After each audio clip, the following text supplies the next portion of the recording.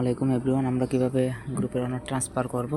সর্বপ্রথম গ্রুপে ঢোকার পরে এই জায়গায় যে নাম আছে, ঠিক আছে, যে গ্রুপের নামটা থাকবো, এই যে দেখুন গ্রুপের নামের উপরে আমরা একটা ক্লিক করব। হ্যাঁ, ক্লিক করার পর এই জায়গায় দেখেন এডিট নামে একটা বাটন আছে, এই যে ওইটার উপরে একটা ট্যাপ দিব।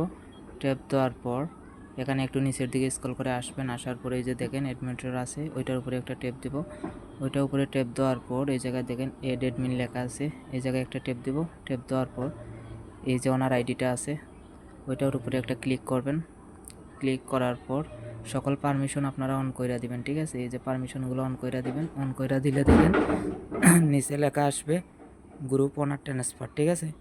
এই যে নিচে যদি একটু ফলো করেন দেখতে পারতেছেন গ্রুপ ওনার ট্রান্সফার, ওই জায়গায় একটা টিপ দিবেন।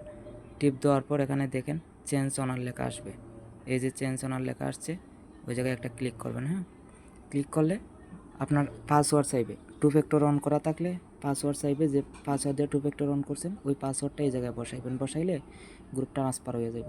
আশা করি বুঝতে পারছেন।